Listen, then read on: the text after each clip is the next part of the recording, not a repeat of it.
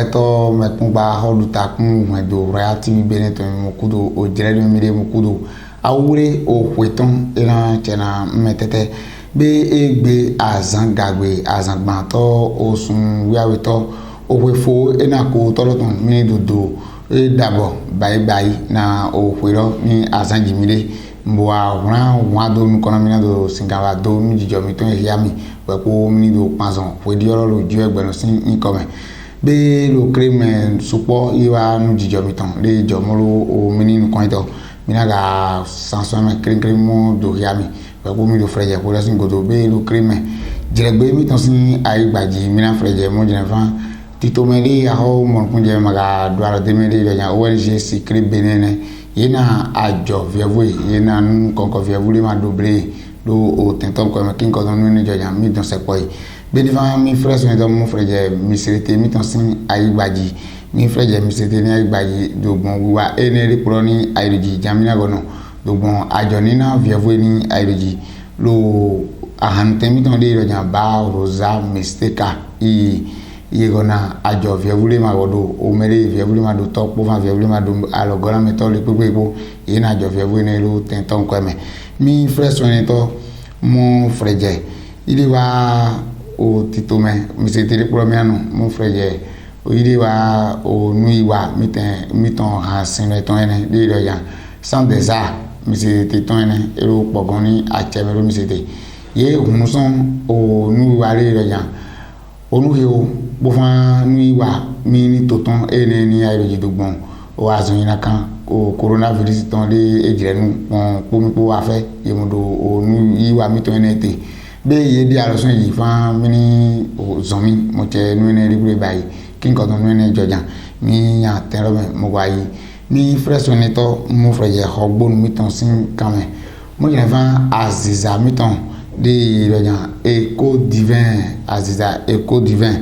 et de ni royan agban wele poton po aziza miton dawo sewuna aziza po ye de nu ton lo egbeni azanji kin ko ton nu ne jojan mi frère tan mi lo nu kan ya kan jane o nu jijo mi ton de volé go jo ye hem o podo na kurare podo go mi kudo o ye vivi kun lo me kun gba mi ton vive royalty mi bene ton ji mo di kena mi am mo horo me mo da mo le ko be brale podo go mo kudo o mekunpon lo mekun gba mi ton five royalty vi beneton ji be inko mi lo na mi titro zainde wanyalo be jeregbe mi ton sin kamamina freje mo jina fan tito mende a holu mo kun je me magadwala de mele nya ONG secret benene yena ajo vievui ye do ajo vievui ngbedo singa duwe ye mele ma do to ye mele ma do no gabi ye mele ma do ble pepe ga ye mele jo son wedo de me o ni ma disanere yena ajo vievui ne ko ton lo jeregbe mi ton sin o kame kin ko don nu ni jojan mi do ye ito mi ton khiri tatiana bonu ko dafro seda gbari ko na te ton ko ebe mino dukena yopo miton den secrétaire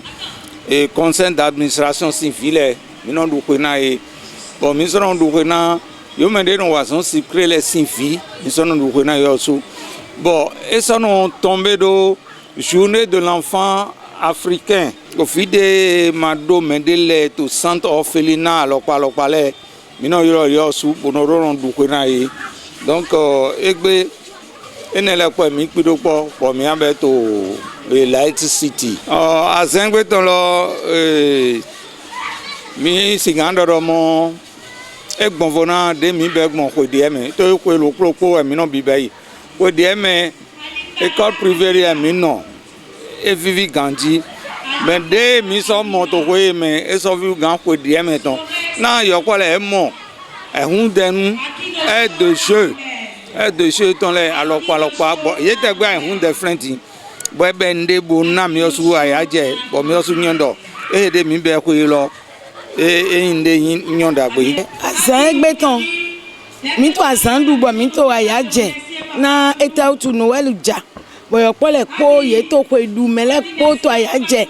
o vide makado mendele lo yo su edo na jayama enne me sipkre bene de son boyo po de ma do mendele mina zeye ona kudo o vi mi ton de to amle mi u de AMC membre to sipkre benele po mede to azon wa to sipkre bene civile mi me po mina no po ona na ayaje fi mi ton le ona so na ayaje o video ma do ya po baba po le na eni modo emi mando baba emi mando ya ama noel ka loka doja emi manu akosi emi ton mene emi ton po do video vole po jaya po dunu bo ko me ton ko me mi ton egun ko me mi asu ton bo mi so kando jibo so to vive ji ko ye we dodom lo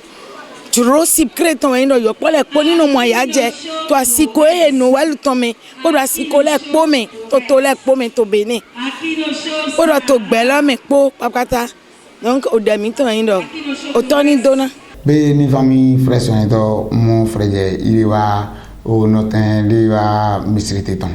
sin quand même na frère lo ayiro le poneji lo ahanten de lo jan ba rosa mistake lo apa quand même ton sin ayigbaji mo jina fan o ye ko se tito me ton ko jira mo ma jona vie vule ma godo toy de ma do mere e ma jona vie vu ton ko ire te ni gbe sin kan gbofin mo gbe da lo lesisin me lo gbegbe mo gbe du fere pepe e ma nwe nena ayaje nkonko ye no tene me azizale ni afoma wero o tene me kon ye aziza nkonko ye mo do bumbuna mena o nu tonko mere ya tene me do ayi o ye lo na mi wa o ye ito mi don khere vive Sylvain Anigre o Gabin a Cotonou.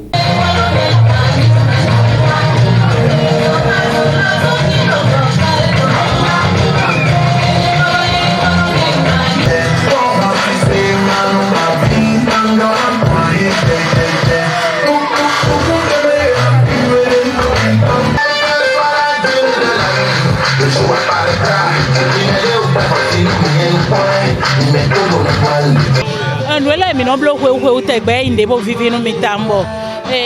vilese aforon sogbe pondo gbenu Victor vino ero mi sete kamebi parce que ye no servir to ledo ye do jidi do ba restaurant chez Rosa Mystica no servir ledo mais we binu ayaje eje no yi succès eje no yi e ko me hu mi blo hu vile o ho me hu vile o ho me hu mawe donc e vivi no mitam mi tunda do ndeblo agayu eno de hu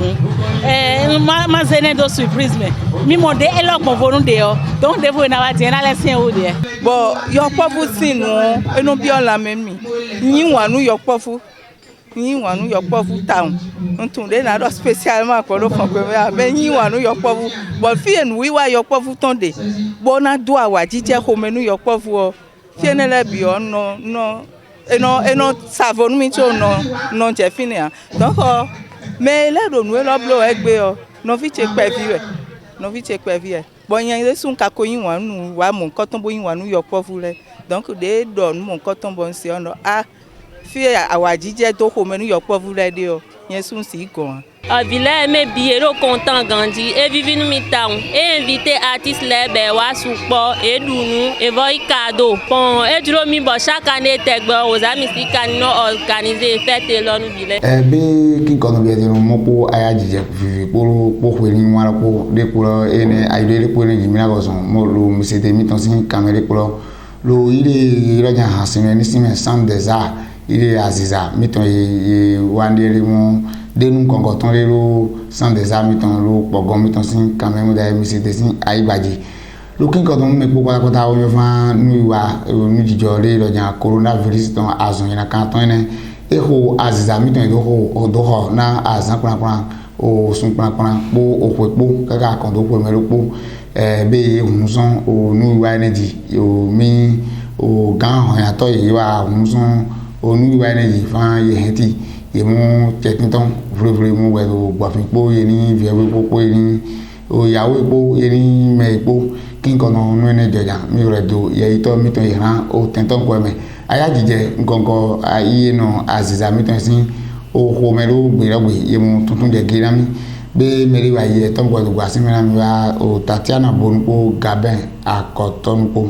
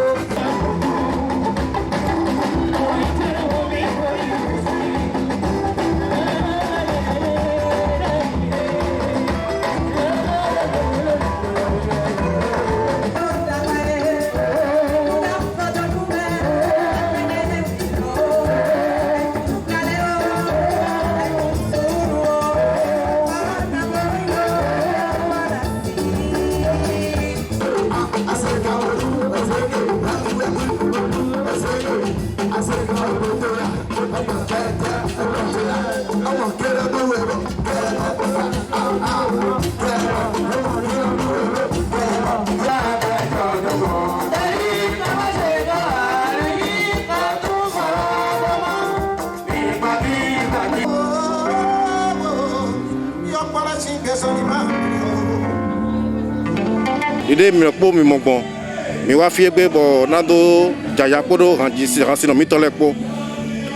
o ba ko do ko mo din bo nu mo ko to ma so o wa ba bo mi ka mo do to egbe de ihe no wi wa le ji podo o to globe bu aya jetin bo e do ya do ko to ministre miton Jean-Michel Abimbola ele tomo gaji borode no wi wa e lo ton bo mi na do no tonde bora do ndo me lepo de wazo na azo ko je he do vivi to me se to me a do me lepo ma do na chena ye ko de ja no supo votin bo ministère Abimbola de tinta Abimbola te era bo ke no supo ko me vi supo wana atisle do yo do projet he de to bi bailo nugbo atisle na go he podium jilo amo iso mi se so gbe so me bora go na ye na nde pe de ira tin do bora bayi wando ze nunyo wa iton so yaga wando sa be to miton do ran to godo mi se to te bo to godo ite be wando go na ye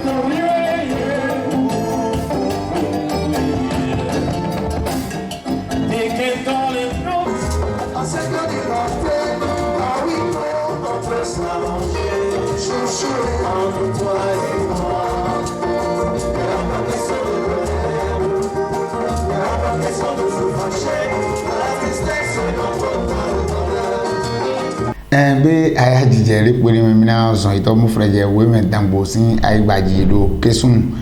gbidi mo jina van tito mele yo jan African Pride de bai tito mo du fena via voie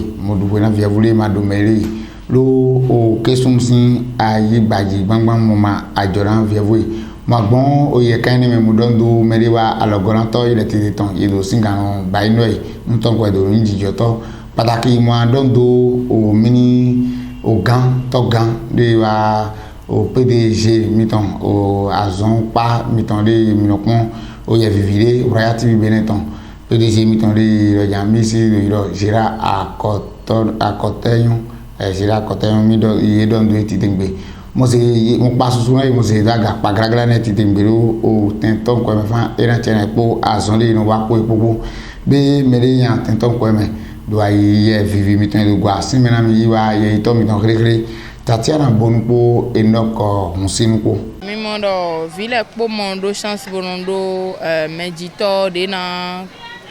penukun yego wure na ye ayaje e wazon mi le di medito mi do a fienele de to a ufiesa mon kotome ejero ni sepo ni don sepo bo do ayaje je pere ko mena ye na ye ni du noel de ejero vivi na mi koja mi sodo ndo partenaire sponsor mi ton le igualo na mi na nlo ni so gan wiwa to we heme ma ogbe dato de fon mi bo mo mi le do fi egbe bo wa nu wa yo teme mi don de godo mi don do ONG African Pride mele do ma ona no popo epo bo kado de mo bo na vile gbe na ye ni do mo wa jije o ma ona no popo mi na no mo kado do kwita na ni lo vile do wa jije me o fi tole we do aya jije mo we mi na do na vile zule de jo kado do yi ni tenpon na yi kado yi ma ibo da ehun na o aye hun kere ma do ko lo yi da yi wa so fo ena yin dagbe na fi tole do so bo na pe mi nukun mi u to ton de plan ya file u ndo mesin na mi be ni family fresh me to we me ko lo jamina no ro apa mesin aigbaji mo jina mi fan o ye ni gbagbofin vewu mi ton de ma do mele ni gbagbofin ni ayojire ko lo janson o mini mala o mini no yi mi baba Freddy Finanyon kekele edo najo vewu le ma do mele lu o mini mase pame lu apame ni to edo najo vewu ton ko ire te ni gbado singa gbofin lo o sinme lo po isangbe ayaje ni gbado singa yin ire te ton e mu najo vewu ni ayaje teme ye no ten ton ko me lo gbengbe mere wa ye ton ko do gwa simena mi do Singapore o ye mi ton titro ti Iwa Sylvain Anigrepo Gabin akoton bo mo akon ye mi ton yi.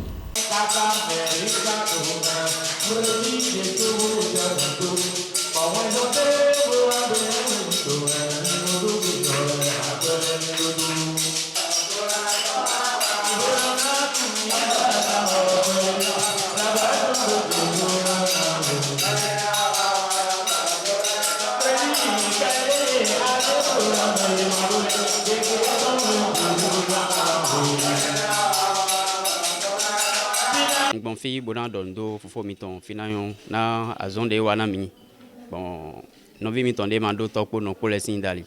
evina mi titengbe home e me mele po e no flin me de mado nle e aya jende de nwa fibo mo e aya jende da hona mi evina mi titengbe mbio do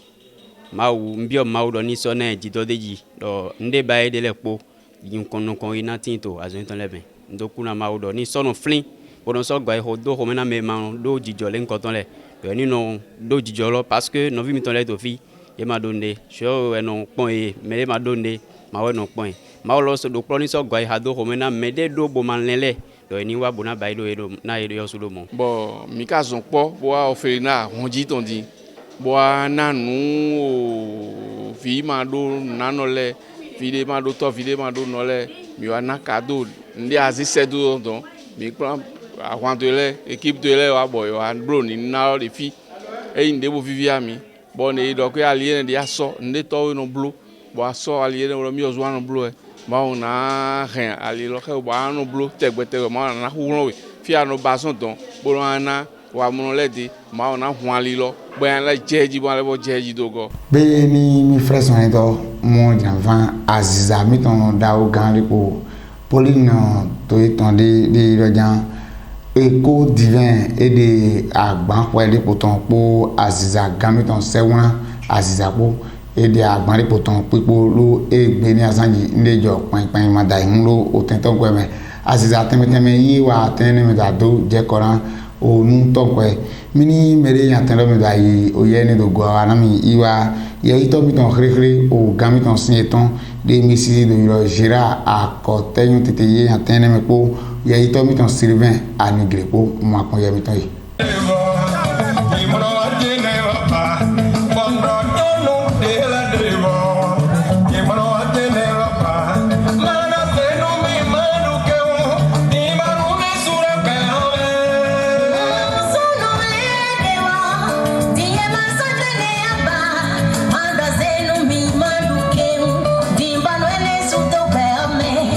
Honu gole wa zon yoyo ko sewuna Aziza ko nine jo me yi ndesun nine le na pri hwedo nine le na henu jo bi ogbeto ni gbezame nine le na do ayiro wiwe dodo to ya gbeto i me mi desun jijo gbesu pede fojane mi mo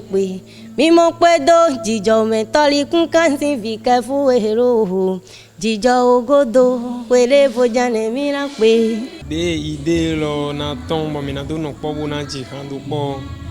Pauline gon egosin e ka vivi ni paso ndo ranji e gbogbo ngo blo